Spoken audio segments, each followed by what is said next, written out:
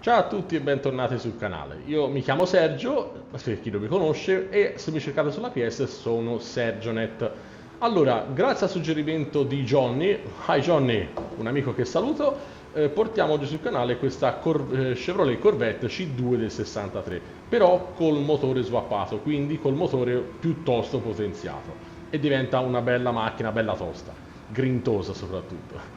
Allora, però non vi faccio vedere l'acquisto perché? Perché quest'auto attualmente non c'è nel negozio delle auto usate e quindi dobbiamo aspettare ancora qualche settimana. Ho visto più o meno dovrebbe andare tra intorno alla fine di giugno e inizi di luglio, quindi ancora un po' di tempo c'è.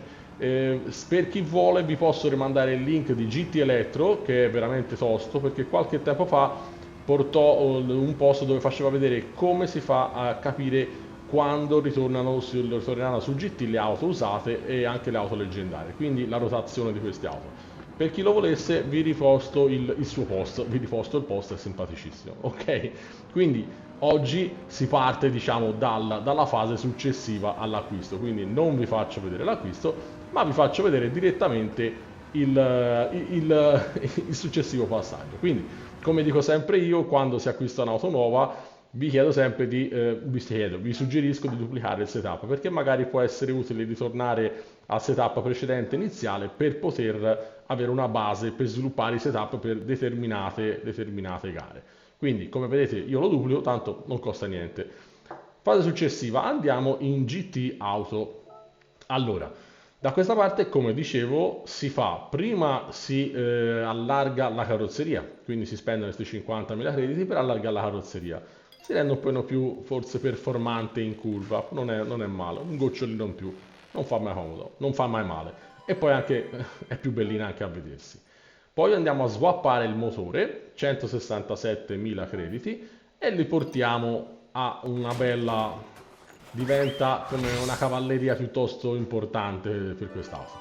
Ottimo, fatto anche questo, andiamo nella personalizzazione dell'auto. Allora, personalizzazione dell'auto, le ruote non le tocco, o meglio, le tocco ma rimangono sempre standard, i 15 pollici e niente cerchioni normali e centricità normale. Nell'avantreno ero un po' indeciso perché poi alla fin fine levo il paraurti, quindi lascio il tipo B, quindi la alleggerisco un pochino, la purifico, diciamo così.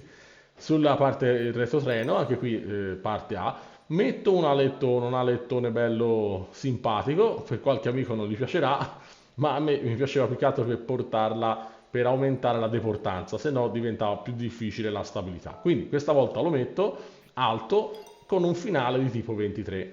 Ok, qui abbiamo fatto tutto. Ripeto, le ruote non importa, qui, no, qui non c'è altro da fare, la gabbia di sicurezza non c'è, quindi non la installo. Le ruote, come dicevo, o le tenete standard oppure fate direttamente lasciate 15 pollici normale normale oppure caricate la livrea ho messo sulla vetrina e è già tutto preimpostato.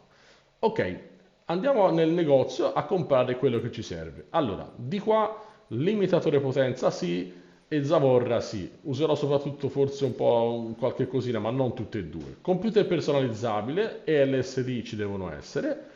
Poi da quest'altra parte, nel reparto corse, sovralimentazione coppia alto regime, pastiglie da corsa e uno dei due kit freni a scelta vostra. Sospensioni personalizzabili e il rapporto marce da corsa.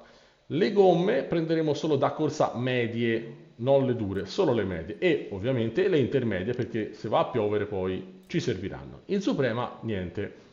Ok, passiamo oltre e andiamo alla fase di setup, proprio andare a vedere il setup vero e proprio che ho costruito per quest'auto. Allora andiamo un po' a vedere, prendiamo la gara, Le Mans e la nostra gara ed ecco qui il setup. Mi abbuio un secondo così vi lascio spazio per vedere, da corsa medie, tutto il resto queste sono le sospensioni e queste è le caratteristiche del differenziale. Deportanza 35 sull'anteriore e 145 sul posteriore.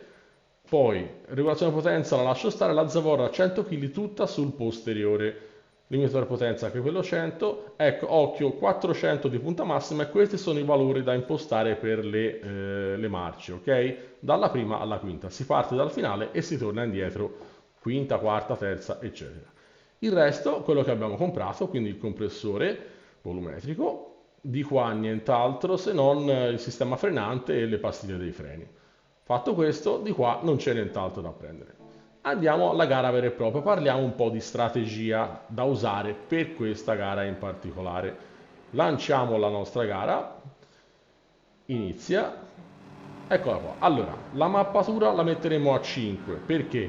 Perché potremo fare massimo 2 giri, e anche a mappatura 6 non arrivava a più di 2 giri, quindi ho detto metto mappatura 5, guadagno un po' di velocità e potenza, anche se non ce n'è così tanto bisogno, però almeno tanto 2 giri sono e 2 giri devo fare, come il pit stop lo farò al secondo giro.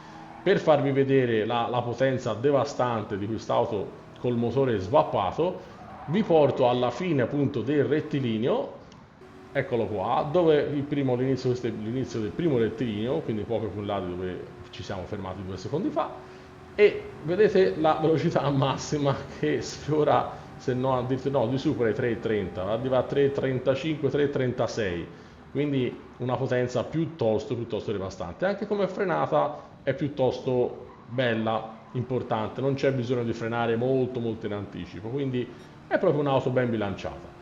Già alla fine del primo giro, anche prima, a prescindere dalla penalità che mi ha dato, riusciamo a passare già in testa, quindi ci formiamo il nostro McEwen e siamo a posto. E ci fermiamo come dicevo, alla fine del secondo giro, dove il meteo, vedete, non è, qui stavo smanettando, tra poco mi schianto, vedete tra poco di fuori pure, comunque il meteo non dava pioggia, almeno non sembrava, quindi ho detto mi faccio altri 2 giri cambiando le ruote, perché questa le ruote un po' le consuma.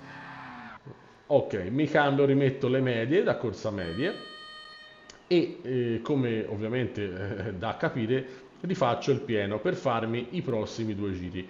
La mappatura per ora la lascio sempre a 5, vedrete che la utilizzerò praticamente quasi nella totalità della gara.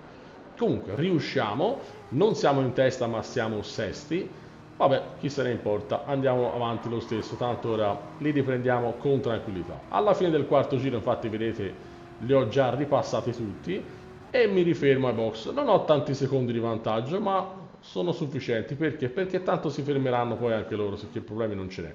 Anche qui, come avete visto, il tempo era venuto delle goccioline d'acqua, ma non era successo niente di particolare. Quindi gara, tra virgolette, asciutta. Ricambiamo le gomme, rimettiamo sempre le medie e facciamo il pieno di benzina per ripartire per gli ultimi, diciamo, 2 giri, per fare gli altri 2 giri. Quindi l'acqua, come avete visto, è partita, si fermano anche gli altri, come vi dicevo, quindi mi faccio il quinto e il sesto giro. Alla fine del sesto giro mi rifermo per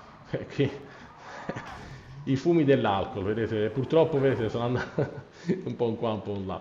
Vabbè, comunque ricambio anche qui le gomme e rifaccio il pieno, però stavolta, anche se è per un giro solo, sfrutterò una mappatura un po' minore. Ovviamente tanto tempo, vedete, erano a 50 secondi, quindi tempo ce n'era in abbondanza come vantaggio sul secondo, per cui me la gioco un pochino più potente come discorso dell'auto. Quindi metto le gomme, come si diceva, e faccio il pieno e riesco e ripasso in testa, ritorno in testa tranquillamente.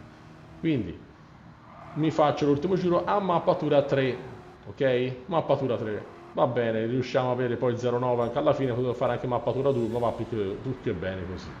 E chiudiamo questa splendida gara con quest'auto che effettivamente ne è valsa la pena, perché lo swap motore di quest'auto è una cosa parecchio interessante. Ci prendiamo gli 825.000 crediti e andiamo a vedere il nostro replay. Quindi questo è quello che riguarda quest'auto. Ringraziamo Johnny. Hi Johnny, sperando che gli sia piaciuto questo swap e che gli sia stato utile soprattutto il setup, ma non solo a lui, anche a chi lo vuole provare, nessun problema. Lasciate nei commenti appunto se volete provare qualche altra auto oppure qualche commento su quest'auto. Rispondo sempre un po' a tutti nei limiti del possibile, nei limiti del tempo che ho a disposizione. Se volete iscrivervi al canale fatelo pure, senza problemi, magari attivate la campanellina per avere sempre sotto mano le uscite successive che farò sul canale e ci vediamo al prossimo video. Un saluto a tutti da Sergio.